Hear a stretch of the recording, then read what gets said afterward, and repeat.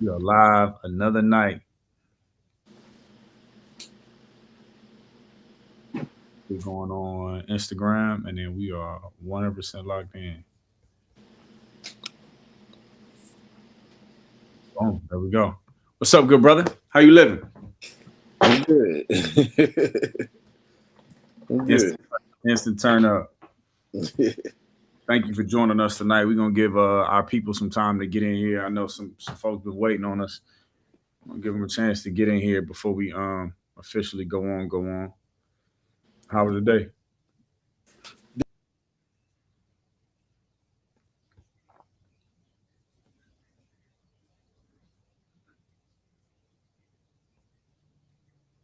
Somebody called you, huh?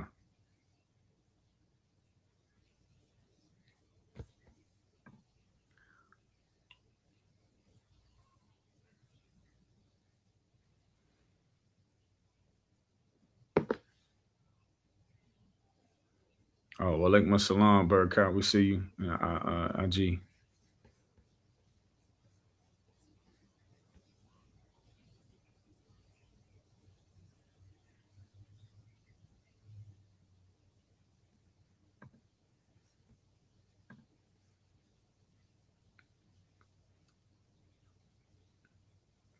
We're gonna get these. We're gonna get this sound and this video together. There we go. Got you back on video. Can't hear you though. Where you at on my sound? Mm-mm. Make sure your mic is on.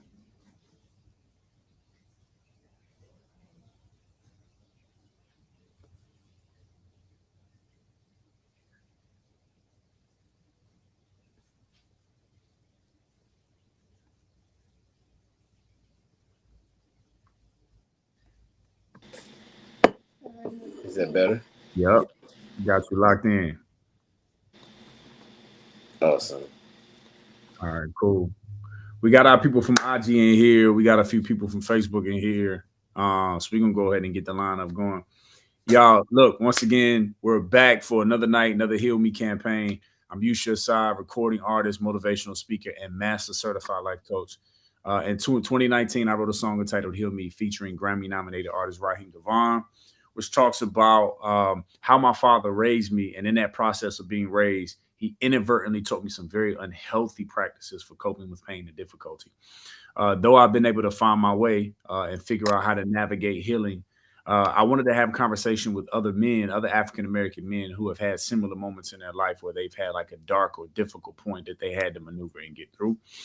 Our goal tonight is to make sure that brothers who might currently be experiencing this dark, dark point of the soul kind of moment, will one, know that they're not alone. Two, will know that they can make it through. And then three, hear some of the strategies that we use and potentially use some of those strategies to get to a place of peace, power, and purpose within themselves. Our guest today is Lox Knox. He is a brother of mine in many different ways, mostly because our minds, our thought process, how we move, how we operate and value, our values and principles are very the same. And I love this brother. He is becoming more and more like a real brother to me. And I don't think he sees me any less. So, Lox, tell us who you are, what you got going on, how we support you, how we love you, how we can tap in, give us all of that. Yeah, it's so crazy. I'm at a time in life where I got my hands in so much. It's hard to even explain what it all is. But this is more like the rebirth of the Lox Knox that people have known. Because there was a lot of downtime that I had. I mean, even prior to coronavirus, dealing with a lot of personal things in life, primarily death. But coming back now, I have a not for profit eye care academy, which stands for Internet Culture, Art, Recreation, and Education, where we engage education through the entertainment industry. It was actually birthed from another not for profit we have called the Artists United, whose mission is to educate, develop, market, and promote individuals utilizing the entertainment industry.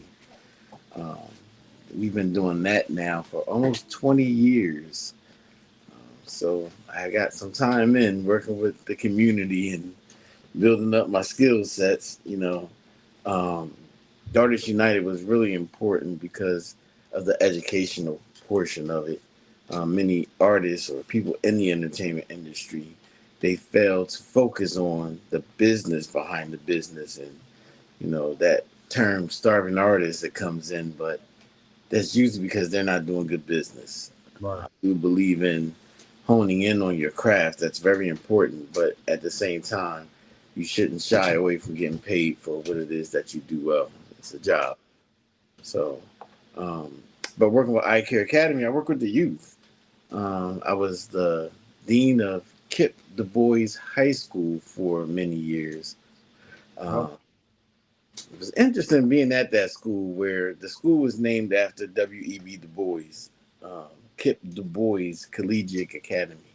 It was a rather interesting experience for me working as the dean of culture there, where many of the students didn't even know who W.E.B. Du Bois was.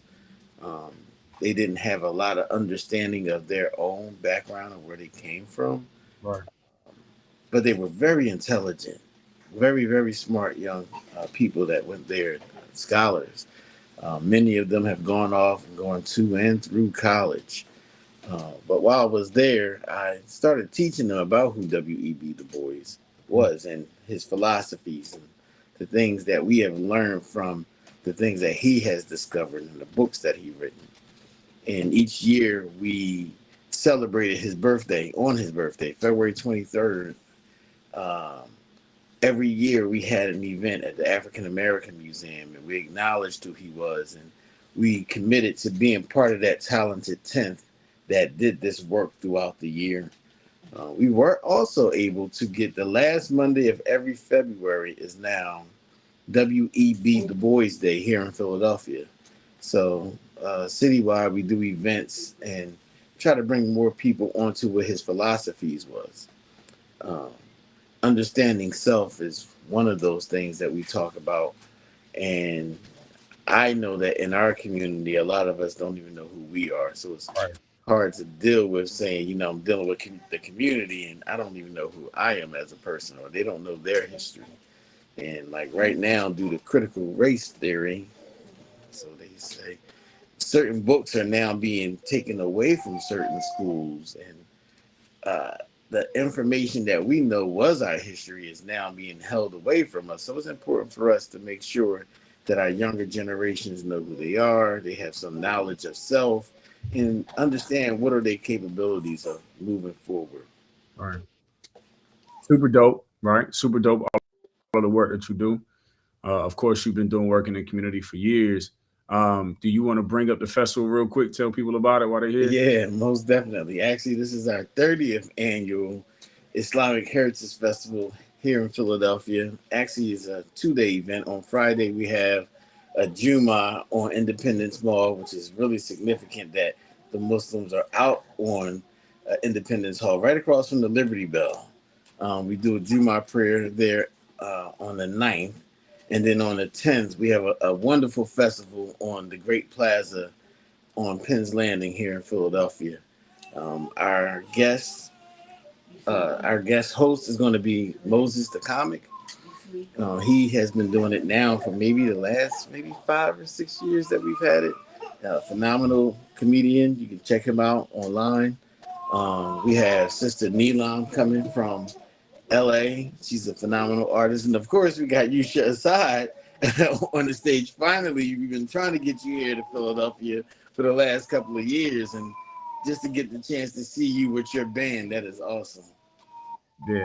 Appreciate y'all for having me. Sister Milana is going to be dope, so I'm looking forward to that. Yes, yes. I mean, Jamal Takuma, he's a jazz great.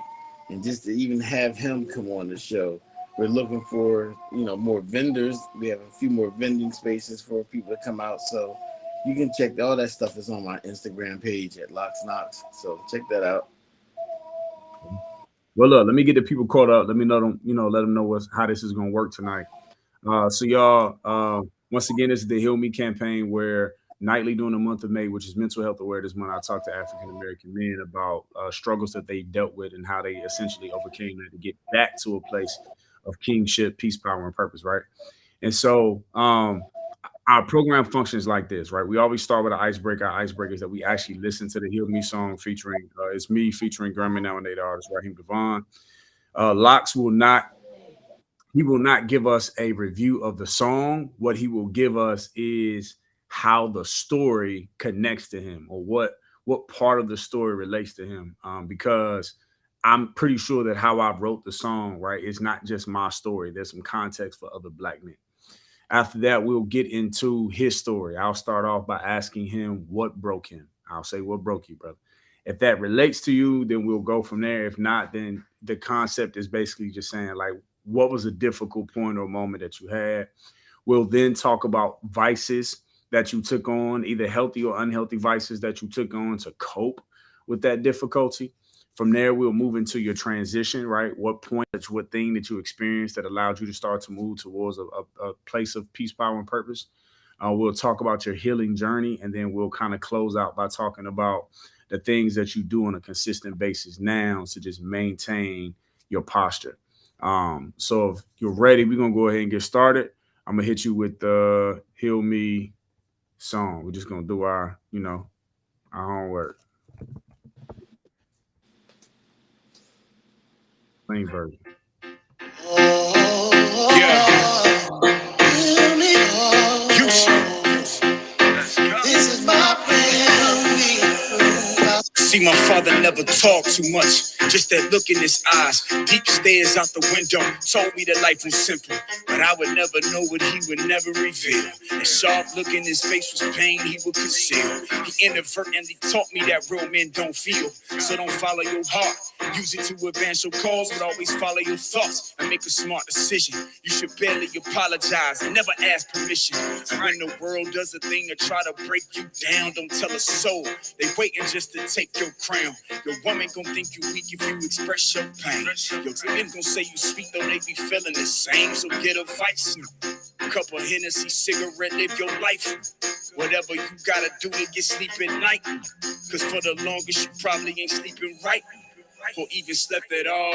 When God calls, don't fight it, take a sigh of relief that you ain't gotta live no more in this grief. Yeah, the cruel world that we living in is hard and cold. You ain't a man till it scars your soul. Straight up, so don't ever express your feelings. Sit in silence, cause the only feelings you get are anger, hate, and violence. But see, the system got a process and a plan for that. Time is the only thing you got, so never hand them that. So if you ever truly feel like you about to break, get you a pencil and a notebook, let your mind escape. Writing is the only place where we can feel free. After he died, I read his notebook, he wrote, "Heal me. Heal me, yeah. Heal me. Father, don't nobody understand me. I won't make it out unless you come down and heal me. Heal me. They don't know the pain I've been going through. I call your name cause I know that you can heal me. Is he really that strong? Or just putting up a front? Did death come too soon? Or was it something he won? After 66 hard years of hiding them tears, did he get a reward? Well, let me make this clear that I think his vice got him. The thing he used to cope with life just took the life out of him. Them cigarettes that he was smoking all them stressful days. But we still had a few good days, and I knew, cause he would smoke one or two, but otherwise a pack. I used to ask him not to smoke again, but what I should have said was, breathe, pop, don't hold it in. We do yoga to get peace these days, but them Carolina preachers didn't teach these ways. It was suffer and survive. If you don't get your blessings in this life, if you tired, you get them when you die. He used to hit that cigarette and play too much, that he got cancer and ain't say too much. He said, heal me.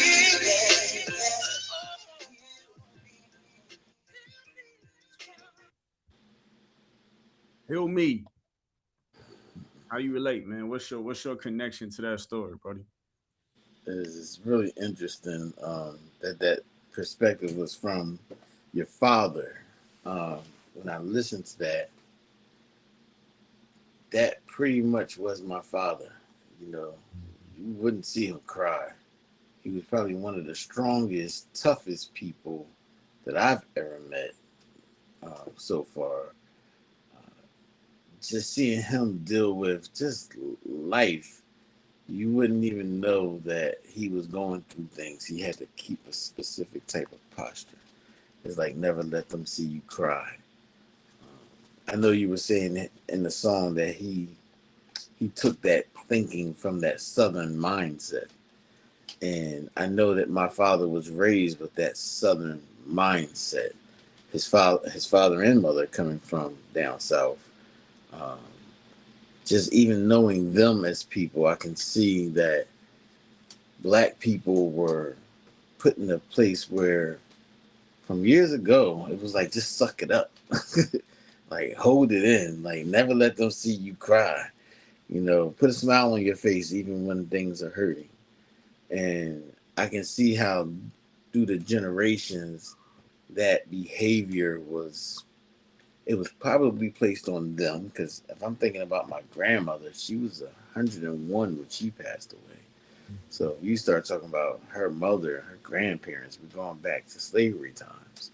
So during those times and segregation and Jim Crow, they had to have a certain type of posture just to get through that hard era. I'm not sure if many people from today, the way they are today, would have survived back then.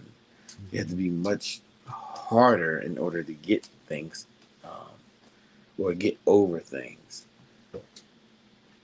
My dad kind of gave that posture to all of us. So I also see how inside of his children, you don't see a lot of us just breaking down and crying when things go wrong or things seem real bad. You see us becoming leaders, so to speak, and stepping into those positions to make sure that things stay afloat. Um, I'm not sure if that was the most healthiest way for us to really deal with things, but I will say I see a lot of positivity that comes from us being strong, when a lot of other people would fall down around us. So I guess looking at it is, was that correct? In some ways, I won't say I totally disagree with it. However, there's that other side that we probably didn't see. He didn't put that up front, but I'm sure that on his own time, he had his coping mechanisms or things that he did that helped him get through. I remember being young, and he always walked at this place called Valley Green here in Philadelphia. And it seemed like every weekend he was up early in the morning walking down Valley Green.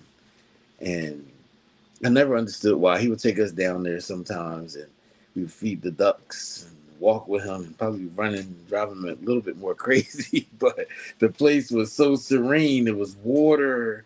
It was like water running down the side. There were bridges. There were other people biking. And I realized when I got older, I found myself at that place by myself, thinking and walking. And then I realized, oh, this is something that he used to do, because the effect of being able to have some type of outlet, even if it was just walking in nature, how much it can help you soothe your mind when you got so much going on. So, when I got older, I realized it wasn't just, him being tough. I think that that's the way the world made us. And I see that I mimic the same type of things now that he does, even with my children, my mother, my grandchildren, is that I hold that posture of everything's going to be okay. Because I believe that. However, during the time of it, it's a lot that goes on.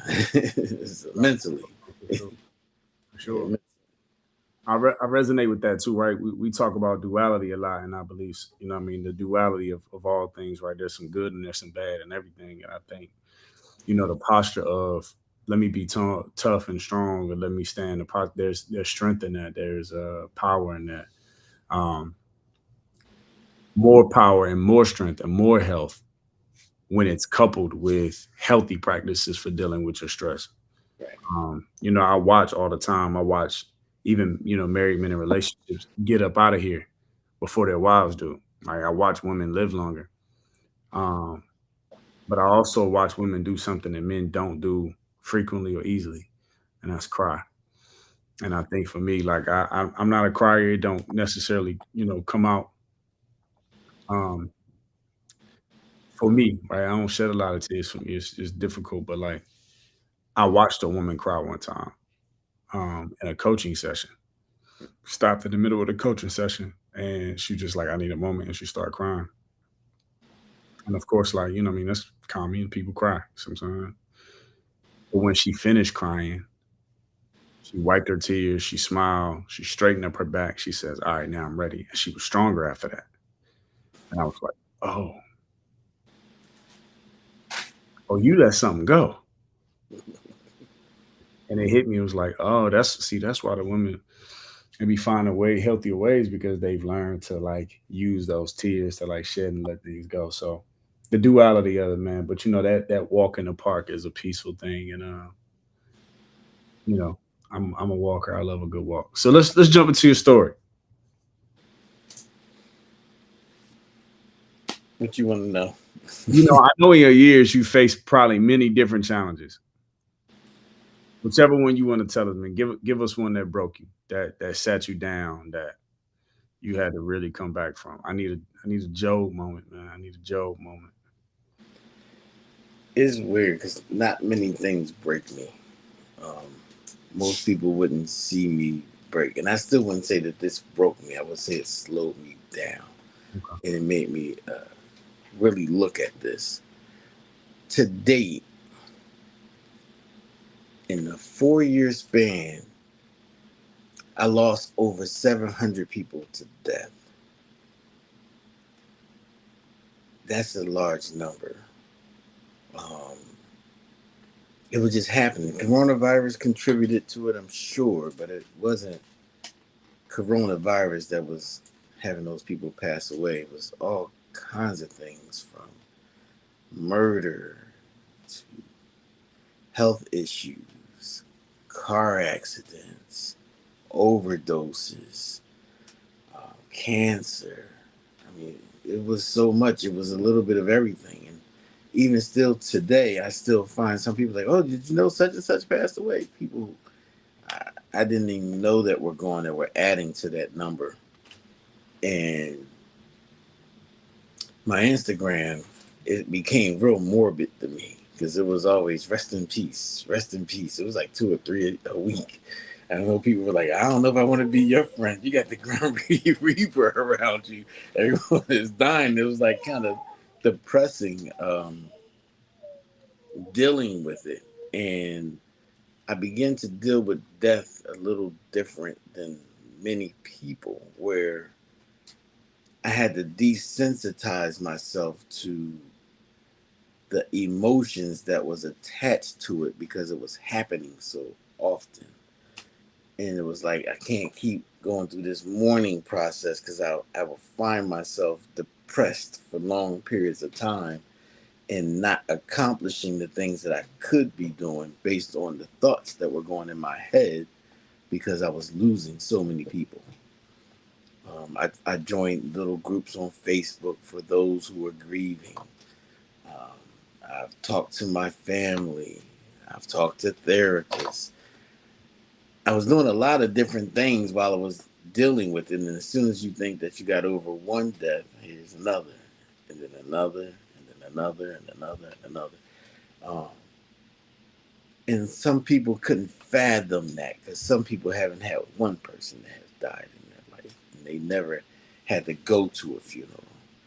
Um, but going to those funerals, it did something to me. It started making me think about death all day, every day. It wasn't thinking about life. It started making me think about my own death. It made me think about the fear of like losing my mother or sister or brother. I never had to deal with that, but I've known people who have lost their mother and completely lost themselves afterwards, Mm. or they lost their grandmother and then they never came back from that. Um, and noticing those same patterns that took them that low, I was exhibiting that same type of feeling. My reactions were different, but I was exhibiting that same type of feeling. And it wasn't until after the pandemic, um, or the lockdown portion of the pandemic, Mm. did it really start to affect me. Um, because I guess I had the time to slow down, and then the mourning process began. And I was mourning so much all at once. Um, I was almost in a complete shutdown mode because it felt like nothing mattered. It felt like going into complete darkness where you know there are things that you have to do, but I wasn't functional. My mind wasn't quite there, Mm. and it shut me down. I mean, for almost a year actually, and this was when everyone else was being happy, and now they're coming outside. They're outside, and I was inside in this cave mentality, not wanting to be around people and distancing myself from family and friends, um, and finding solitude because it was the only place for me to deal with all those emotions coming through all at the same time. Um, the good thing is that the pandemic allowed me to go digital. So most of my work was in the house and online and on the phone. But I remember missing meetings and just not being myself when I was trying to give of myself to others. It was almost like faking it, putting up a smile. Because I can smile when I'm in pain. I can smile when I'm angry. I can smile when I'm upset. However, it was what was beneath that smile that most people didn't understand the pain that I was dealing with. And it wasn't just the deaths, but that on top of life. It was a lot to deal with. So if we would say that that was the moment that broke me, was the time when I realized the truth about life for myself at that time. Thank you for that. That's a lot of loss. And I got a preference by letting the audience know, right, that like I talked to you during that time. So, you know, that was conversation we had. I remember you telling me like, man, everybody around me is going. I remember I thought to myself, like, all right, bro, I need that to not be the case because we friends. So Yeah. just a little comedic relief. But I remember that being a tough time and we had a conversation around it. Um, what was it though? You said you remember this time because it taught you about what life truly is. But like, what is that? Like, what was it for you? Like, what was the depth of the pain? I understand people were lost. I want our audience members to know. Like, I understand you lost people, and so there's a direct connection between like grief. But for you, I know you're a thinker, so it's like, what were you processing that was just like just making it heavy for you? Some people in my life passed away that was really close to me, and I didn't shed a tear. I didn't feel like I wasn't holding it in. It didn't come out. Now, had you told me prior to them dying, how would I feel? I probably would have told you I probably would have cried or hurt or something like that. My grandmother, when she died, I didn't cry. My best friend died. I was there. I seen him dead in a chair. I didn't cry. I still haven't cried. Um, Even when I was at my lowest, I didn't cry. So crying wasn't my outlet, but it made me feel like I was totally desensitized, because my actions or reactions weren't the norm of everyone else. So in my solitude, and I got time to think to myself, then it started hitting me. These people are not coming back. And everything that I've built with them or things that I have done with them are just a memory now. And that hurt. Um, because I was just dealing with my life like, okay, well, what's next? What's next? I kept moving on to what's next. And I never really took the time to appreciate what was and holding on to those memories of people. No lie, I have it's a tub, like one of those big tubs that you like pack clothes in when you're moving. Um, that tub is full of obituaries. I don't have no space for them. I have no more space in the tub. They're just kind of piling on top of the tub now. And we keep it in one of the offices in the house. And every time I go in the office, one, I'm putting another obituary on top of the rest of them. You know, I find them in my car. I find them in the downstairs of the house. They're just everywhere because that's how many people pass by.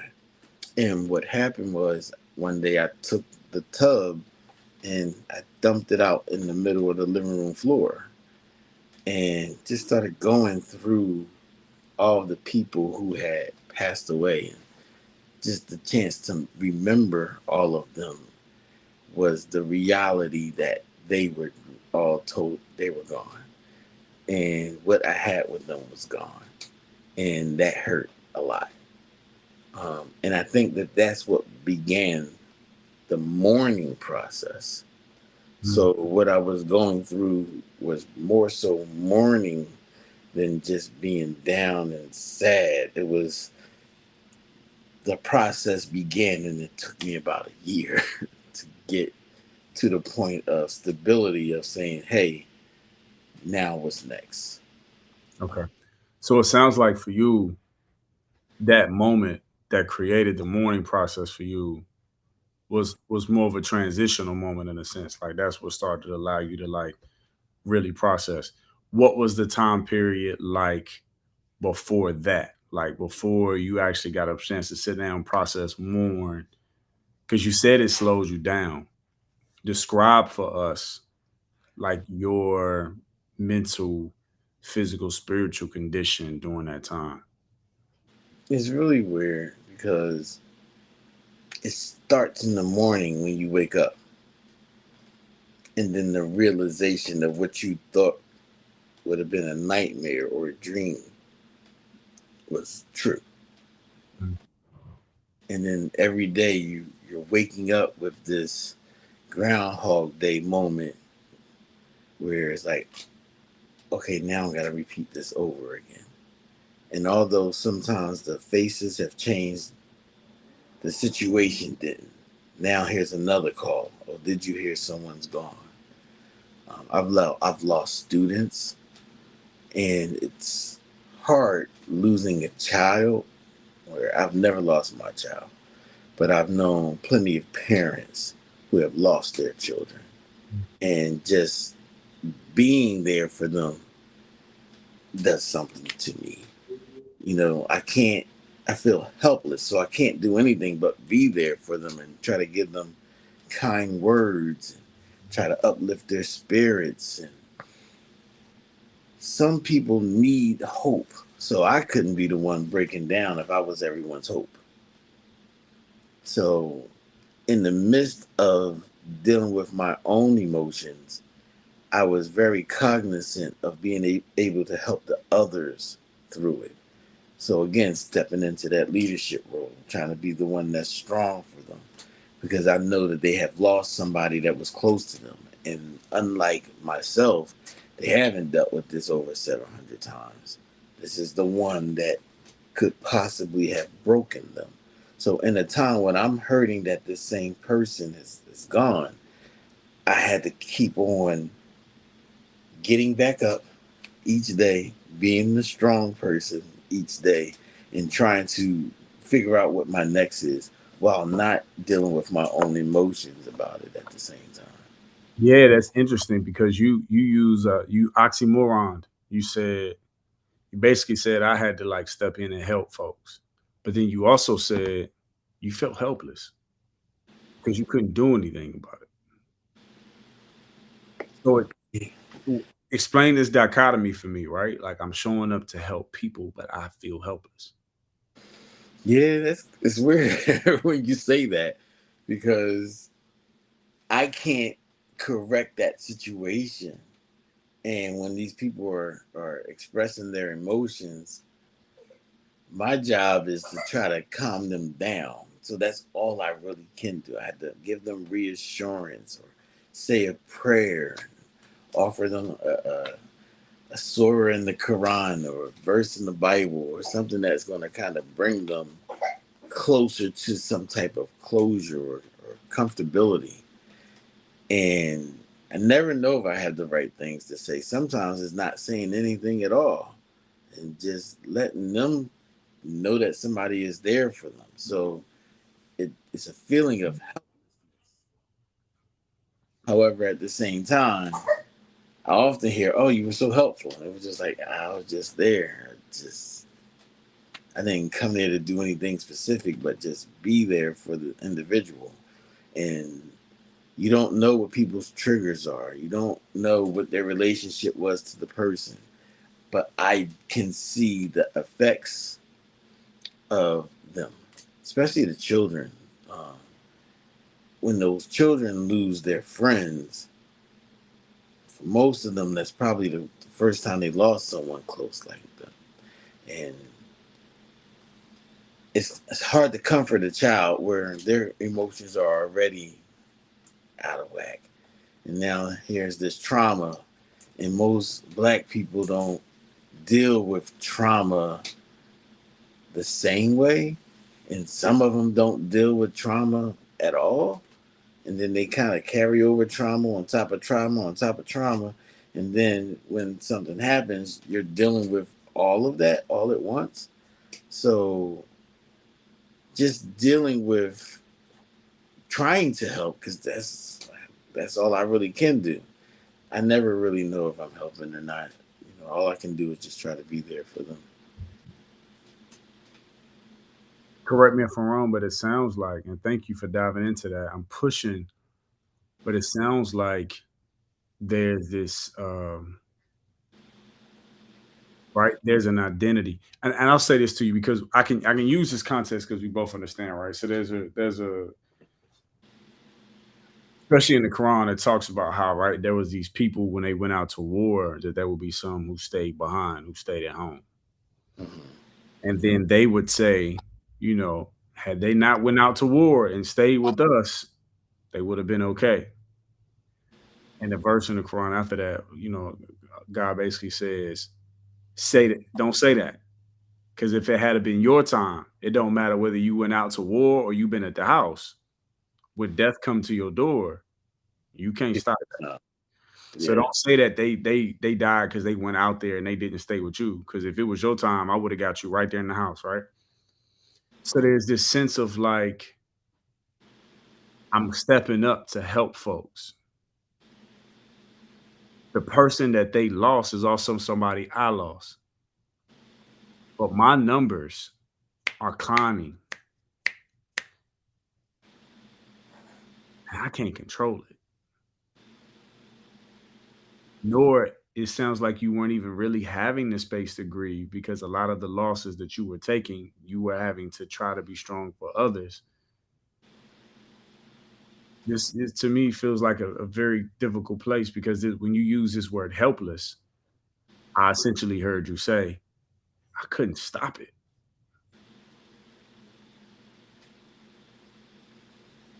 Yeah. But it's also the way that I look at death. From an Islamic point of view, I'm well aware that we all have a specific date and time. We just don't know when that time is going to be. So when death comes, I want to be prepared that I did all that I could do from that time. My dad always said, he said, it's not how much time you get, it's what do you do with that time that matters, right? And I can't spend my time being down. That's an energy. I couldn't spend my time being depressed. That's a specific energy, and other energies are connected to those energies. If I was to do what Allah wants me to do to be of a service to other people, like I don't think that it's myself saying I just need to go. I can't help but helping people because God puts me in a place where I can, right? And all I can do is what I can, and sometimes it is just being there. So I feel helpless because it's like I can't offer them money, I can't bring their loved one back, It's like, what can I do to get a person to be like headstrong again? I can't say that I help them do that. I could just be there as a person, but I am not coming to them crying and so upset that now they got to console me while they're trying to do it. That's not my emotion. I wouldn't probably do that, but I wouldn't want to bring extra grief to a person that's grieving. It just doesn't make sense. But weren't you also grieving? No, that's what I told you. I wasn't even hurting during. I mean, it happened so much; it was routine. It's interesting because I'm Muslim, and everyone asks me to sing at the funerals. So if you pick up a lot of those funeral obituaries and you open it, my name's in it, and they called me the funeral singer. And then they said every time you sing, you always singing a Christian song, and it's like, because I love Jesus. One, I'm Muslim, but I love Jesus. I believe in him. And then they called me Chrislam. They said, it's like, you're Christian and you're Muslim. I was like, oh, I get it. I was like, no, I'm respectful to Allah and all of his messengers that he has sent to us. And so many of those funerals, even though most of the recent funerals were Muslims, which were interesting. Because I see in Philadelphia and some of these other cities where there's a lot of Muslims killing Muslims, but that's another topic. But it's very hurtful to see that. Or where you go to the graveyards, it's so many fresh open graves. It's like we're leaving out of here in numbers, so the feeling is repetitive, and it's, like I said, what can you do about it other than try to make the best of the time that you have? Do the good works that you can while you have that time. So I spend more of my time doing that than I do grieving or feeling down or trying to be depressed. I think that one moment that I had about a year and a half ago, it was just the compiled emotion of everything that was going on. However, since then, I've had numerous deaths. Like, I've had deaths this week. I had a death last week. My grandmother passed away 2 weeks ago. So these are fresh. One of my kids got hit by a car. He passed away. So these are fresh deaths that I'm dealing with. So we're not talking about things that where someone said, well, what are you doing now? It's like, well, now people are still dying. That's not about to stop.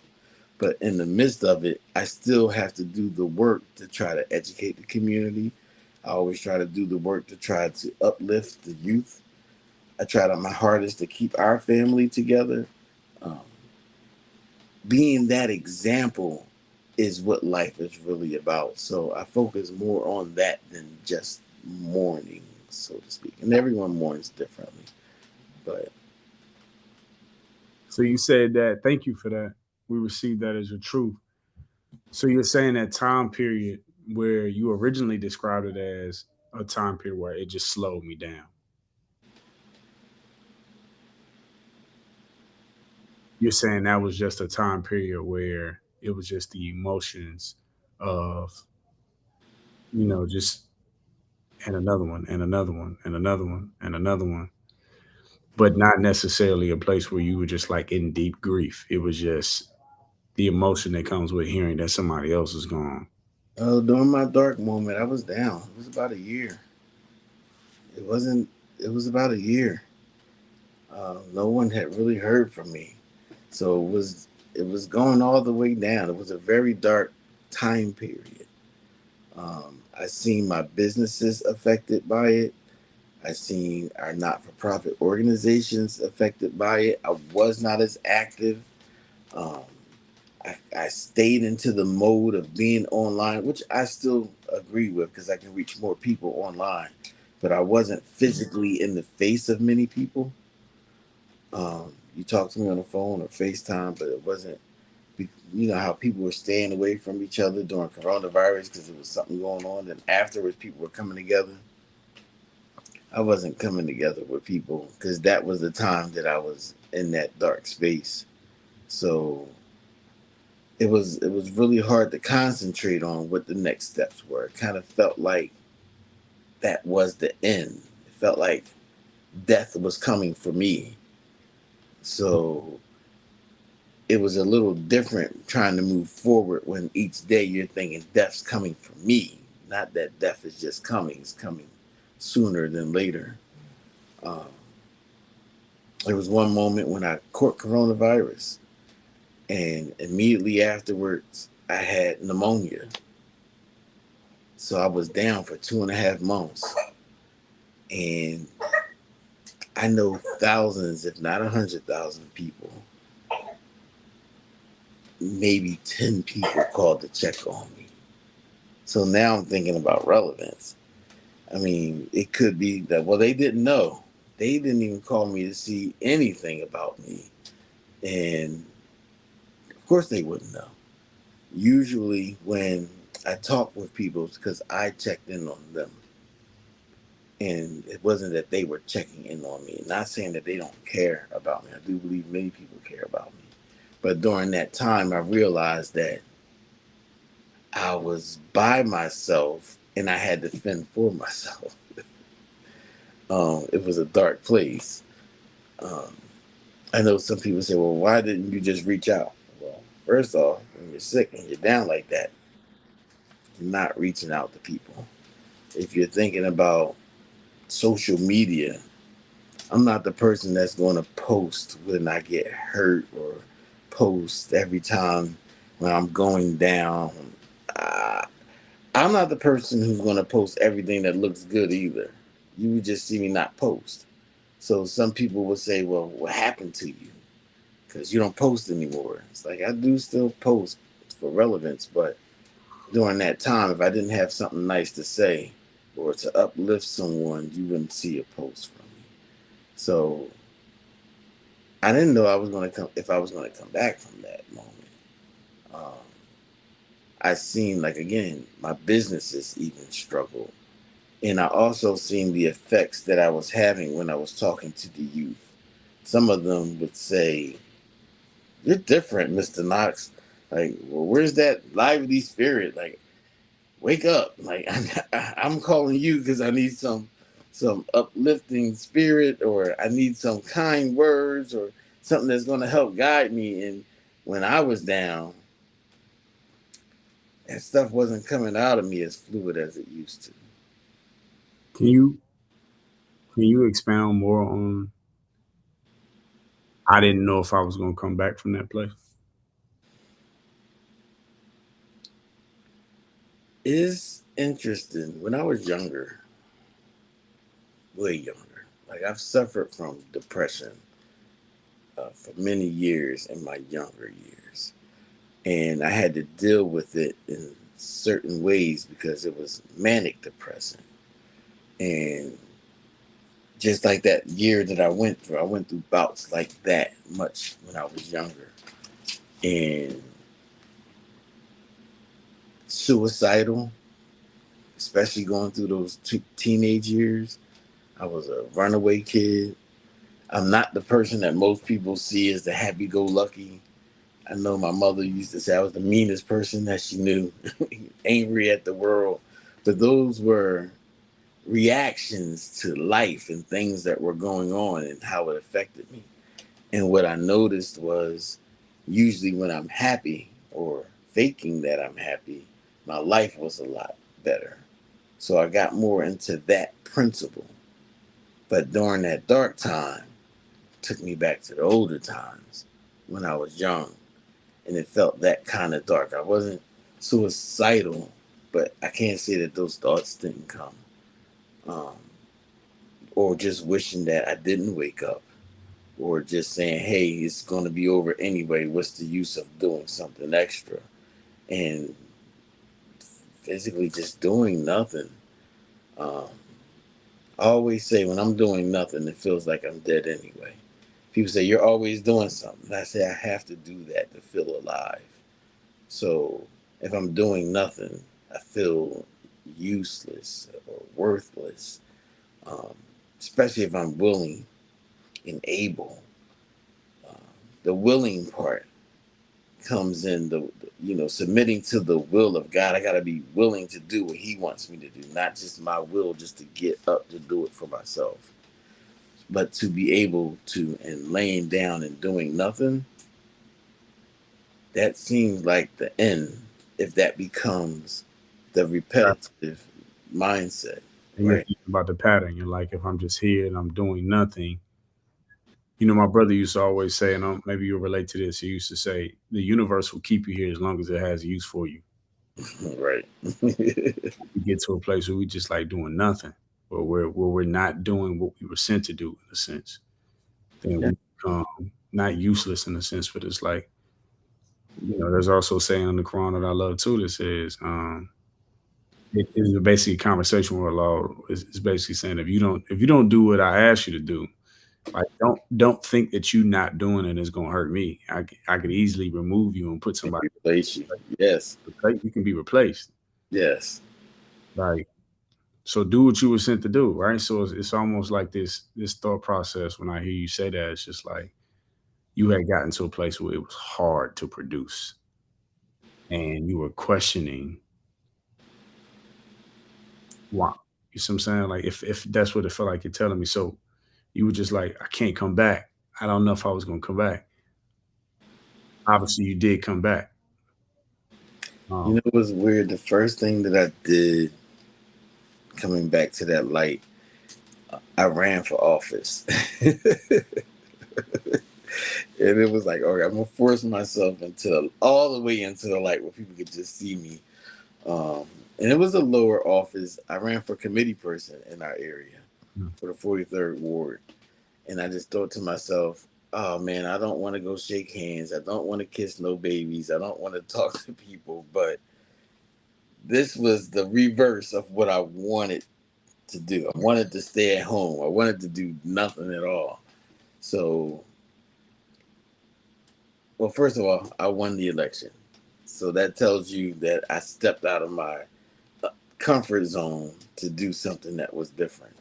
I had to go through the neighborhood. I had to talk to different new neighbors that I didn't know at all. I had to put myself outside where I was doing the opposite of just staying inside of what I would call my cave.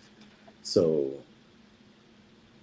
it pushed me to do something that I didn't want to do, but something that I needed to do to bring my own mindset back to the norm.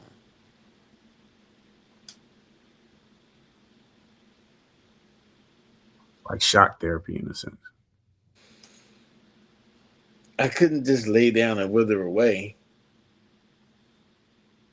And on top of that, I was seeing things just in my own community that just was going wrong and no one was doing anything about it.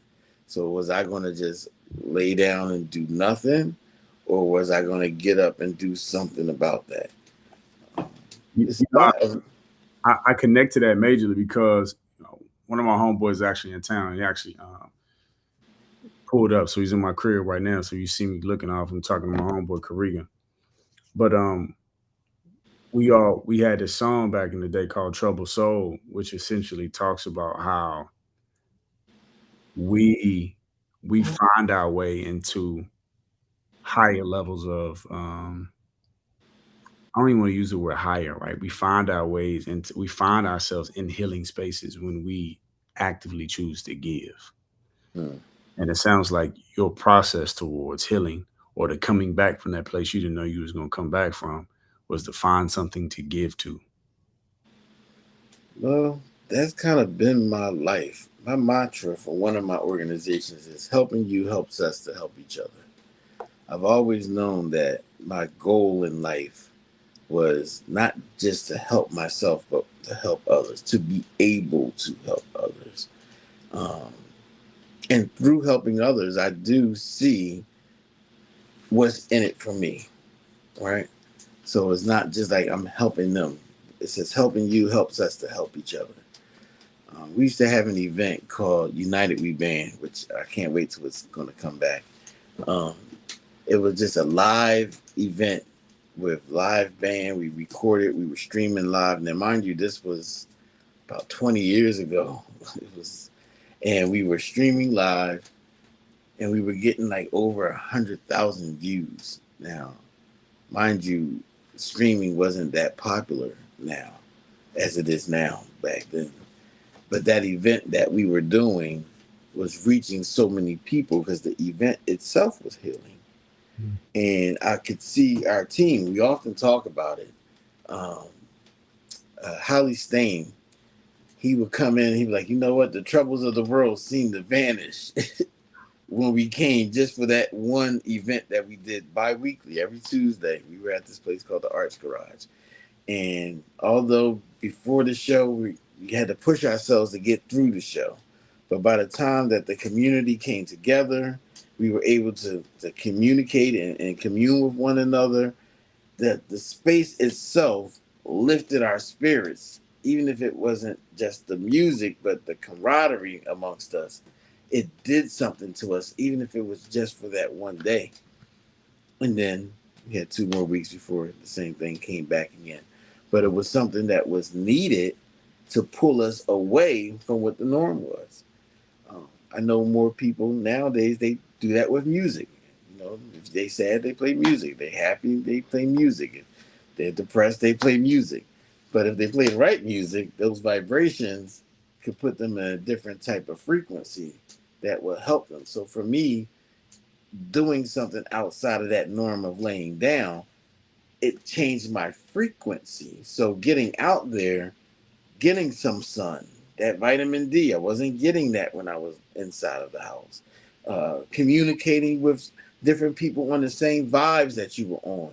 Those type of things help heighten the way that my mind was thinking. So instead of those depressed thoughts, I had new ideas and I had more opportunity and options because I was taking the time to put the thought into something that was going to better me, not something that I had no control over. I have no control over the death. Somewhere along the way, when you're dealing with death, is acceptance. And the quicker you can get to acceptance, then you can go on to what's next in your life. So my mourning process wasn't just the loss of people, but some parts of me I felt like I lost with those people, which in some ways could have been positive, in some ways could have been just detrimental to my own self. But to understand that uh, moving forward doesn't mean that the death of them was the death of me or what it was that we produced. Mm. I love that. I had to recognize that the death of them wasn't the death of me or the death of what we had produced. Right. How are you if we're talking about now in this time period, right? You said you just lost your grandmother a couple weeks ago, a few weeks ago. Just lost a student who got hit by a car. What's helping you maintain these higher frequencies now? Because the losing people hasn't changed, but you're back to feeling, I wouldn't say back to your old self, because obviously, you said some things died with them, so there's some newness to you, but your spirit is up. What's allowing you to stay up, even though you're still experiencing loss?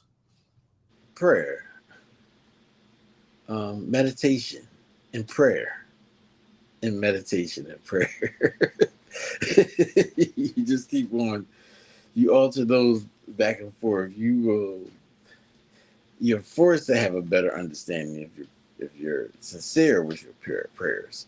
Now, being Muslim for me, that's 5 times a day.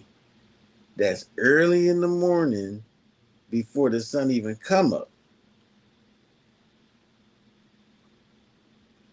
You know you got 5 prayers. You know you're going to be praying when the sun go down and when the sun's all the way down. So you're praying from morning to night. You got prayers in the afternoon and the mid-morning. So I live my life from prayer to prayer. Someone said, they said, pray this prayer as if it was your last prayer because it very much well may be.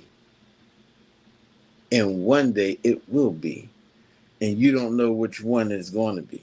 So, I can pray my prayer in the morning for Fajr, and I might not make it to Asr in the afternoon. So I have to be very cognizant of what do I do from prayer to prayer. I'm always thinking positive. What can I complete? What can I get done? Um, who can I help? It's not like I'm going out there saying, "Hey, who can I help?" It's usually placed in my path. Like Allah places me in places where I can help, if that's where He needs me to be. I'm not going to chase people like, "Oh, can I help you?" No, but usually when I answer the phone, it's kind of, "Can I help you?" Because many times when people call me, it's not usually because they're calling to help me. Being a resource and being a consultant and being a mentor, being a father, being a grandfather, being a caretaker. I'm going to tell you 9 times out of 10 when people are calling me is because of how I can help them, not in turn, how can they help me? I'm not a person that usually says, "Hey, I need help." I might say, "Hey, these are the things that we're doing. Can you support or contribute?" Which is my way of asking for help. But it's not often that I'm just calling people for help. I try to figure it out on my own if I can. So, not saying that that's always the best way, but that's just one way that I know that I deal with things is to just do it myself and get it done. So prayer, meditation. I mean, I love that. I've heard it before, but I love it reiterated here. I love the fact that it was reiterated here, which is I'm living my life from prayer to prayer. And the concept of like pray each prayer like it could be your last prayer because it very well may be, and one day it will be. That's that the heaviness of thought there should add an intentionality to anybody's prayer. Muslim, Christian, whatever you can call yourself to be, the idea that this meditation, this prayer, this moment could very well be your last, and one day it will be. It'll be. You should change the posture of your intention. Um, for the sake of time, we're gonna keep it moving, but there's some other buttons I could push, and I will tell you one of them, and I don't want you to answer it right now, but I'm gonna call you and follow over too. But one of them would be if prayer and meditation is your way now to stay up, what was happening then during that dark period? Was prayer and meditation not working? Like, No, and it's interesting you say that because prayer and meditation prior to that is what kept me up. And in my depression, it dwindled. I didn't pray as much. I was missing a lot of prayer. I was trying to get them in, but I was off my schedule. I was off my thinking. I was off that frequency. But it was that prayer truly that brought me back. That's truly the thing that brought me back. Asking the right questions and being open enough for the right answers. Like that was prayer that made me run for office. I didn't say I wanted to run for office. Someone called me in the midst of my time being down, trying to figure out what's next, and asked me to run for office. I didn't even know what the seat was.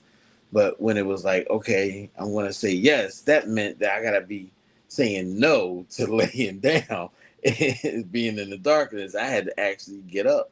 And also during that time period, um, I had an operation. Um, and whenever you have operations, it can do something to your mental. One, you don't know if you're going to come out the operation. The fact that you have to get an operation tells you that something was wrong. And then there's that healing process after the operation. And all of that is a mental journey to go through. And my down period was right prior to the operation. And it was coming out of the operation when I started to get back up again.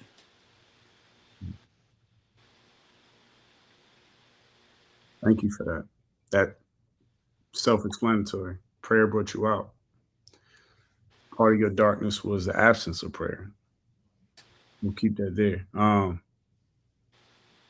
Two things before we leave. One, all right. Imagine someone is experiencing a moment similar to what you're experiencing right now, and they're watching, what would you say to them? Give them something. You find your answers in silence. It's the only way you can really hear the voice of God if it's speaking to you. And it's really hard to figure out true answers in the midst of chaos. Um, meditation. Meditation is kind of what people are doing in prayer, but sometimes people don't take time out through their day to just stop and think, um, to get a clear concept of what's really going on inside their mind. I have a process. It's called think it, ink it, and do it. Um, and in the midst of think it, ink it, do it, the think portion, when you're doing that in silence, you come up with a lot of answers that are only inside of you. Put God first because He helps guide you to those correct answers for your life. But never rely on your memory. Write it down. You think out your mindset or think out your thoughts so that you can get your mindset correct. But write that down so you can see it and have a visual anchor.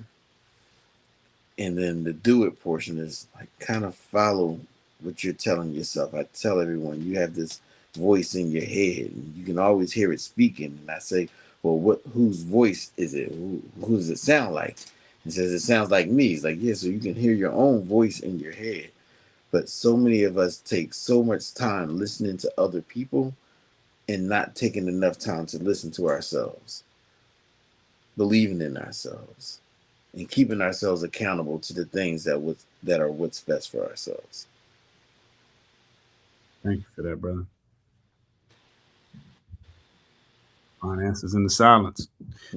Tap into the Most High, back to prayer, right? Let Him guide you and lead you to the things that are in you. Let's get to your three P's, man. You know, I'm gonna ask you these three questions. Um, one answer, one word answers, paraphrases, or long answers, whatever you feel like suffices. But it's the truest answer, the answer that comes to you first. When are you most peaceful? When I'm at home, Okay. um, that's true. And it's usually in prayer, right after prayer. When do you feel most purposeful? When I wake up, What's the social media thing? I woke up. I'm him. I woke up him. yeah, Yeah. I got this. Go get it as soon as I wake up. All right, what we got to get done. I got to get my MP3. I have an MP13. JP King, one of my partners, he came up with this MP13 where you got 13 top things that you got to get completed that day. So when I wake up in the morning, I think about my MP13. That gives me purpose right there. Something to do. Hmm. I like that. I might initiate that. That might be helpful to me. Lastly, when do you feel most powerful?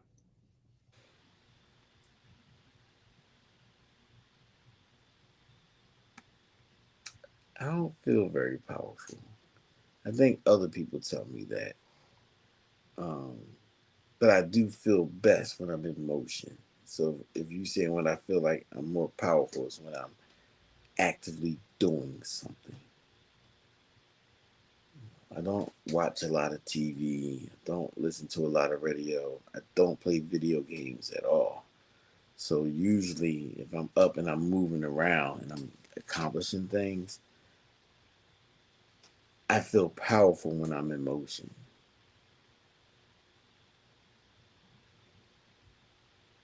Thank you for that. Thank you for your time today too. Thank you for your story. Thank you for your share. Um, I mean, this is the Heal Me campaign. The goal here is to not necessarily revisit the moment, but to give the detail on how we felt, because the moment that you're feeling now elevated, or the moment that I might be feeling right now, which is elevated, somebody else was experiencing the moment that we were experiencing. Right. And when you said, I didn't necessarily know if I was going to make it out, you said also, you know, people who didn't make it out. And, one of the reasons, one of the purposes behind doing this campaign is because I've been there a couple times and was able to make it out, but I've seen men not make it out. I've seen them go through that one moment and essentially utilize vices, devices to cope, but that put them in a place that they ain't come back from. And Yeah. I saw them wear the pain until they were gone. Like I seen people, and I'm using the word give up, but I don't want to characterize them as quitters, but I saw people give up way before they died because they didn't think that they could make it out. And so the hope with these conversations is that we not only give men the hope that they can make it out, but we show them the peace, the power, and the purpose that comes with making it out. Because you might say, I don't feel powerful. And then I get you, and then you say, well, if I'm in work, if I'm in motion, I feel powerful. But I would only beg to differ because I don't think me and my boy Kariga, I don't know who said it first, me or him, but it don't matter because we both say it and we both align with it. When faith has been tested and death been dealt with, when death been dealt with and faith been tested, you move different. Mm. And I think for you, faith been tested, death been dealt with. There's a power that comes with that, right? You've had to deal with loss in terms of your friend, but you also had to deal with the thought process that you thought your own demise was coming, but not yet. You got more work to do. That don't make you feel a little bit. You know what I'm saying? When That I don't was 19 years old, the doctors bring told your me. gangster up a little bit. When I was 19 years old, the doctors told me that I was going to die. And I was like, okay, how could you tell someone that? And the doctor said, well, you are going to die. You just don't know when. So get that out your head. So Ain't be worried about that day. when I thought about that, it's really it's not the fact of are you going to come out of it. Um, I did feel like I wasn't going to come out of it because that was the emotions that I was going through. But in the midst of it, I probably could have done more. Even if that was my demise, if that was my end, then I could have spent more time in that time period doing something that matters because that could have really been my end. And I wouldn't want to end that way, not laying down. If I end, you're gonna see me jumping out of an airplane, going into war, doing what it is that I need to do because my death is gonna be on the battlefield. It's not gonna be laying down. People know that even on my deathbed, I'm still gonna be fighting. So, I don't want to sit down and be not active with the time that I'm allowed. Yeah. I told somebody, I said, I'm gonna win every battle but one, and I don't know which one that one is, and I cannot be concerned with it. Mm. It's the moment I don't win it, I don't even know it. I don't know I lost that battle. I wake up somewhere else. So I'm gonna win every one but one. Hey, working and winning. Brother, once again, y'all, this has been the Heal Me Campaign Brotherly Conversations. I'm Yusha Sai, recording artist, motivational speaker, master certified life coach. Where through the month of May, Mental Health Awareness Month, I talk with African American men nightly about the difficulties that they face and how they've come through it. Our guest tonight, Lox Knox, has shared with us his experience dealing with the loss and transition of countless people, and the darker space that put him in for a while, and essentially how you know Prayer brought him through, work brought him through, and giving brought him through. Thank you, brother, for your time. We Yes, appreciate you. indeed. I want to give a shout out to Elevated Approach as well, and K Love Notes, who are two partners in this work. They do a lot to help me secure brothers to speak with. I want to continue to shout them out as being partners in this work. But thank you, brother. We're gonna tap out. Well, before you go, I just want to make sure y'all come and visit us at Penn's Landing on June 10th, where Brother Yusha Assad will be performing around 6 o'clock. Make sure you're there. If you want information, check out his Instagram, check out my Instagram, Facebook. Um, but it's going to be an amazing day. The Islamic Heritage Festival, June 10th, Penn's Landing. Indeed.